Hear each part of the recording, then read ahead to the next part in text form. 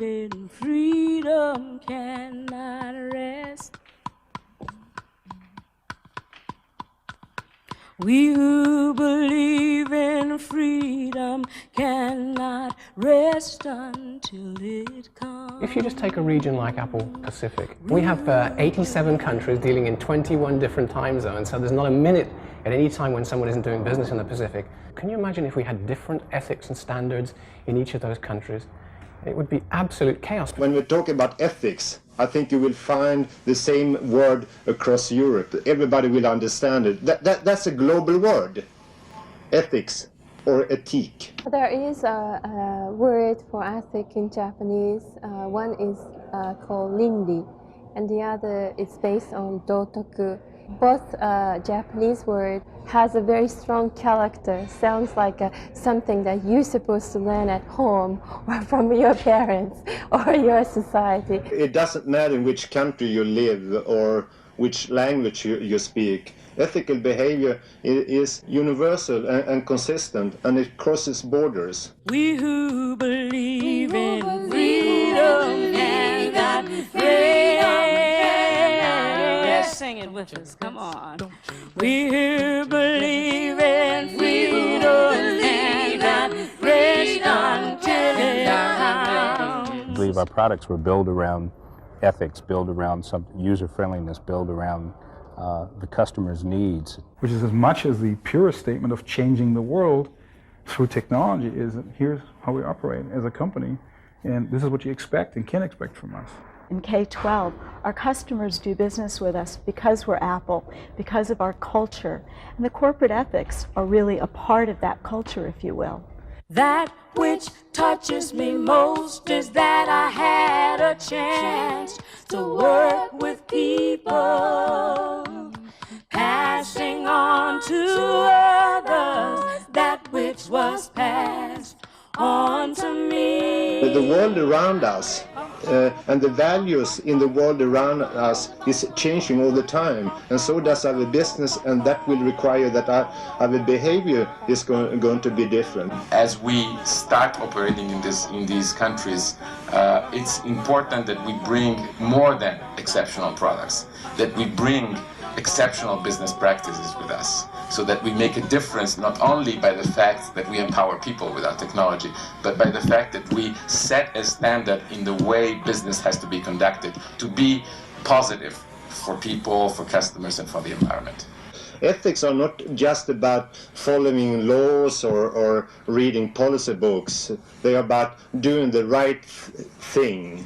It's to be fair and equitable in what you do, and to set a fairly high standard for those as well. And you can get past the cultural limitations by keeping that standard above any local laws. We have people from all over the world, many nationalities, who've grown up with different types of circumstances, different beliefs, different standards.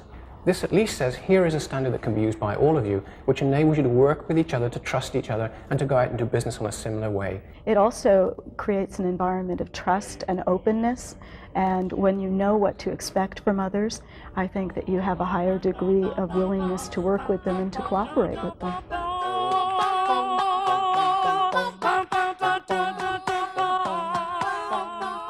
I rather view the ethical principles as a platform, a foundation upon which we build our business and upon how we work together within the company and externally. And then I view it as a freedom. If you have rules, it also means freedom. You know exactly how to go beyond that, rather than the half-empty definition that constrains us all. You know, here's what's expected, and I go beyond that and be very creative.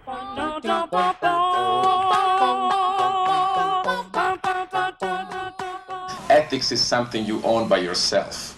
Ethics is not something that is out of yourself, imposed by a third party. So, and if it is, it shows. So that's the purpose of the entire ethics brochure and the ethics program, is to make sure that we internalize it. This is not only one person's job. The employee, one single employee or the group of employees will not be able to achieve this, because this is really a more larger picture, and people have to share the same way of thinking. We all differ by by character, nature, and personality would be said if not. But I think for me personally, it says we try to adhere to very high standards as an organization. And to me, that's the first criteria. Put the stake very high in the ground, saying, here's a company you can reckon with and make a difference in the world. And it has very high moral high grounds. And we've done things in treating the ELF issue, for instance, the emission on monitors and things like that. Nobody else does that. I think we clearly want to be known as a leading edge company with respect to ethics, absolutely. The bottom line is it's good for employees because employees know what to expect. It's good for the business because our customers and our partners will know what to expect and they'll know they can trust us when we say something. I think it's good for the communities in which we do business because the communities are going to know that we're going to go there, we're going to value that community, we're going to value the environment. We're not going to go there just to make a profit and leave, but we're going to try and be good citizens in that community. I mean, we have to have a financial return strategy in Apple, but we're in for more than just that. We really want to make a positive contribution to society through the things we do.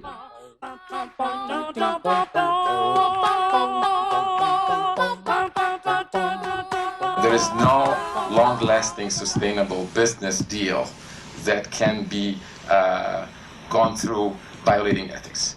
Business is tough. Competitor may not operate in the same ground rules like we, and so the individual is put in a very, very embarrassing or doubtful situation. Exactly for that, you have to have some common ground rules. We don't want to bend the rules. We want to play straight so that our customers know what to expect from us, our vendors know what to expect from us, and our people internally know what to do.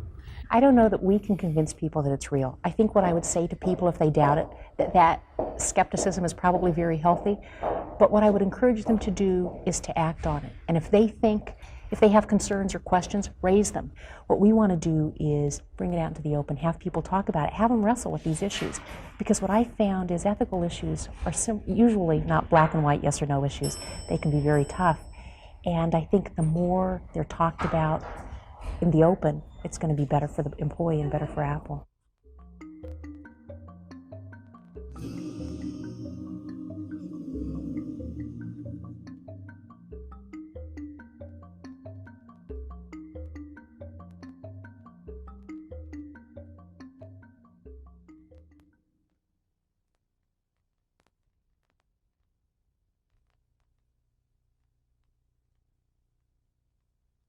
Every country has a different custom, such as Japan has a very interesting custom to give a special gifts twice a year.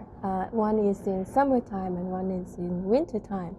And that is based on the good relationship between companies and also the very good work between the companies and individual.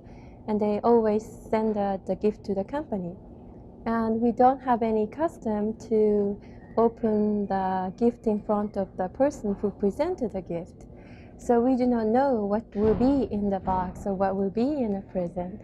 So it would be much nicer not to simply return if the gift is more valuable things, or if we realize that, we shouldn't get this much or whatever, because they do not know what will be our guideline. And that will be very helpful for them to know Apple's way. Gift giving is a very important ceremony in many parts of the Pacific region, in Japan particularly so. Giving and receiving of gifts is a normal way to commence business, and if one doesn't participate in that, then the entry into business is probably somewhat limited. The guideline, the brochure, sets out very clearly what the limits of acceptable gift giving are, how they can be applied, and where they should not be applied. And I think once those are explained to prospective new people that we're dealing with, they fully understand and appreciate that this is for the benefit of them, for the employee, and for both corporations.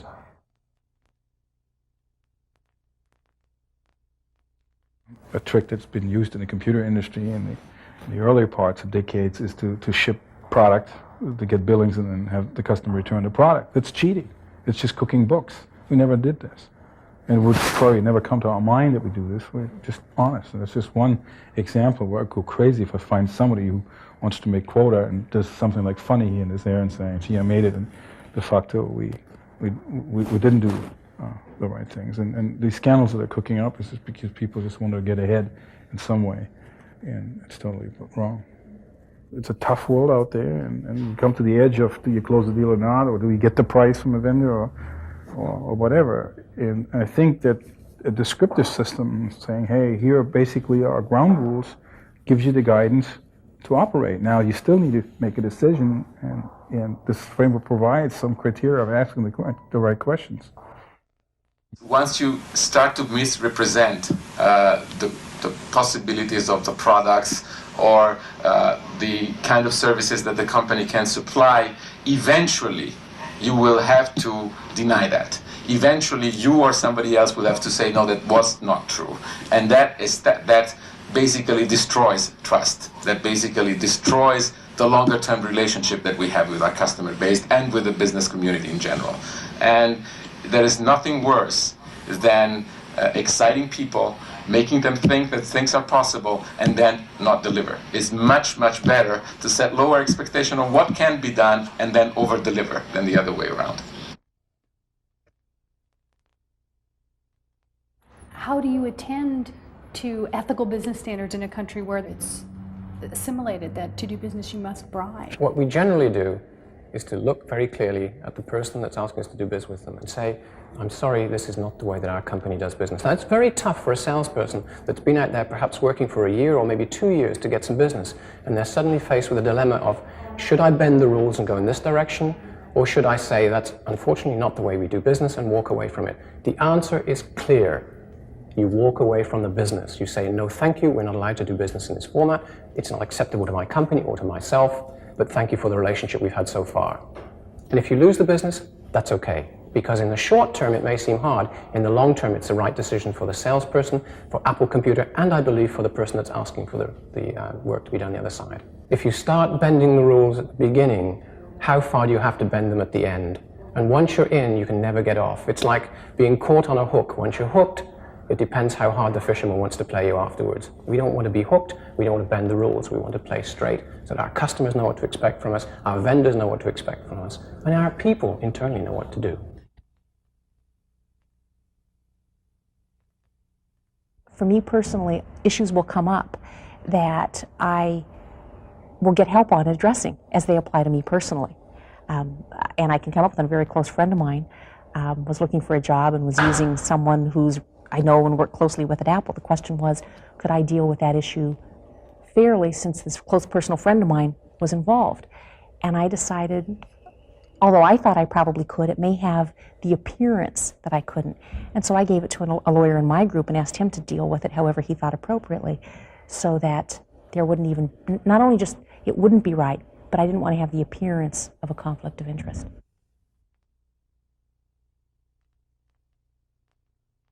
This is something which most of the people is facing daily, which is related to that other reseller have the right to set their own price.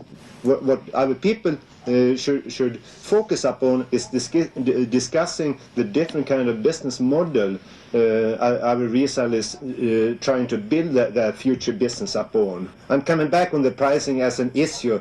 That has been an issue 10 years ago and will continue to be an issue 10 years from now. And we need to be alert and we need to understand what the implications are. We need to ensure, particularly in a direct end-user business, that we're treating our customers fairly and equitably, that what we offer to one school district is similar to what we're offering to another school district.